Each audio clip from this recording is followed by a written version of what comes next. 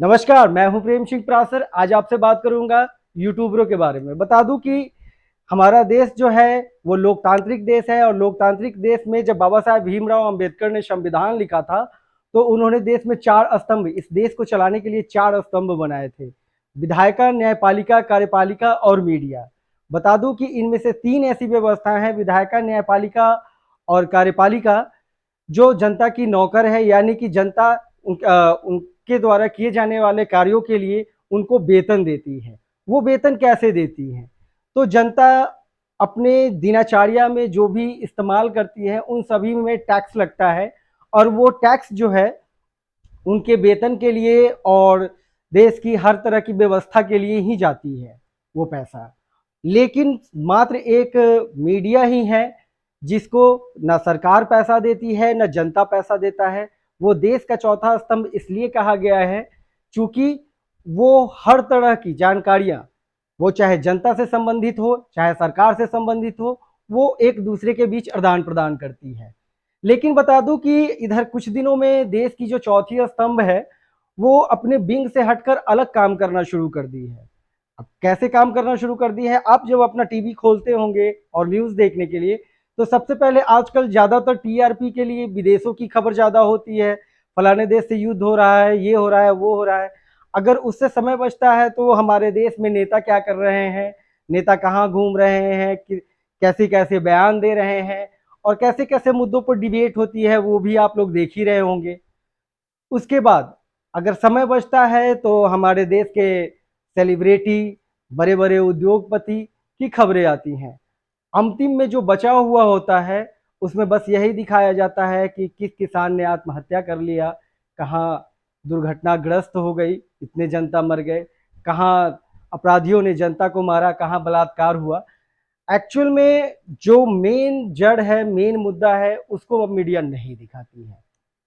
कहने का मतलब ये है कि जनता की जो ज़रूरत है वो सरकार तक नहीं पहुंचा पा रही है और सरकार की जो उपलब्धियां हैं वो सही से जनता तक नहीं पहुंचा पा रही है। इसमें कहीं ना कहीं मीडिया फेल्योर हो गई है और इसलिए यूट्यूबर जो हैं अब इसका एक विंग बन गए हैं और यूट्यूबर अपना काम बाखूबी कर रहे हैं। मैं मानता हूं कि यूट्यूबर मीडिया की तरह उस फ्लो में नहीं बोल पाते हैं, लेकिन ये भी एक सच्चाई है कि वो जो वीडियो अपना कैप्चर करते हैं ना, वो सच्चाई सब कुछ बोलती है। और जब वो सच्चाई बोलती है तो सब लोगों को पता चलता है कि वाकई में सरकार और सरकारी तंत्र जो है वो प्रजा के लिए, पब्लिक के लिए, अपनी जनता के लिए क्या कर रही है, वो सब कुछ साफ साफ दिखता है। लेकिन आजकल आप देख रहे होंगे कि अगर यूट्यूबर कहीं भी जाते हैं, किसी भी सरकारी प्रतिष्ठान या कहीं भी जाते हैं, तो उनसे पहला सवाल किया जाता है कि आप किसके परमिशन से आए हैं। उन लोगों को भी बताना चाहिए कि ये जो मीडिया है, ये जो यूट्यूबर है, इनको कोई वो वेतन नहीं देता है।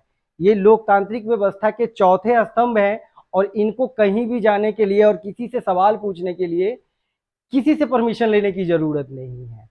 अगर आपकी संस्थानें, आपकी सिस्टम अगर अच्छे ढंग से काम कर रही है, अगर आपके यहाँ यूट्यूबर पहुँच रहे हैं, तो आप अपने यूट्यूबरों को वेलकम कीजिए और दिखाइए कि हमारे यहाँ सब कुछ ठीक है।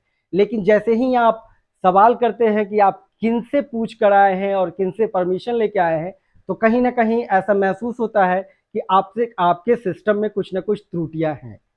अगर सरकार अच्छे ढंग से काम करना चाहती है और अगर उसका सिस्टम उसका साथ नहीं दे रहा है, तो ये यूट्यूबर जो है सरकार के लिए एक वरदान भी बन सकती है। यूट्यूबर जो दिखाएंगे, सरकार अगर उस पर क्विक एक्शन लेती है तो उनका सिस्टम भी सुधर सकता है और जनता के लिए वो जो चाहते हैं वो कर भी सकते हैं। लेकिन ये सवाल खड़ा कर देना कि आप किसके परमिशन से आए हैं, ये कहीं से भी सही नहीं है। चलिए आगे बात करता हूँ कि सरकार यूट्यूबरों को थोड़ा सा प्रेफरेंस दे। हाँ, ये बात सही है कि उनके उसके लिए एक लीगल डॉक्यूमेंट्स वगैरह उनका तैयार किया जाए ताकि वो गलत और भ्रामक अगर खबर फैलाते हैं तो उन पे एक्शन भी लिया जा सके। लेकिन उनको मुख्य धारा से जोड़े, मीडिया से जोड़े और यूट्यूबर आज के डेट में क्रांति के लिए एक वरदान साबित हो सकते हैं और देश की डेवलपमेंट में सबसे बड़ी भागीदारी निभा सकते हैं। जो सिस्टम हमारा कहीं कहीं ना कहीं सिस्टम में खामियां हैं, उनको दूर करने में ये यूट्यूबर जो है बहुत बड़े सहयोगी बन सकते हैं।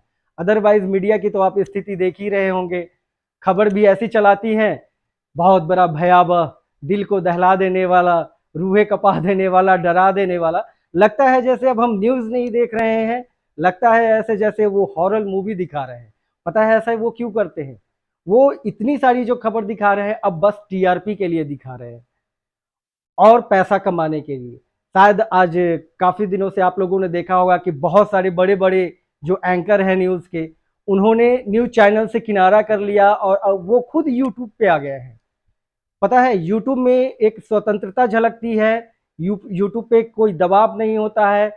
चाह जो न्यूज़ चैनल होते जो एंकर होते हैं वो चाहते हैं कि वो स्वतंत्र रूप से जनता को सच्ची और अच्छी खबर दिखाएं, लेकिन कहीं ना कहीं उनको रोका जाता है। इसी कारण शायद वो आज यूट्यूब पे आ रहे हैं।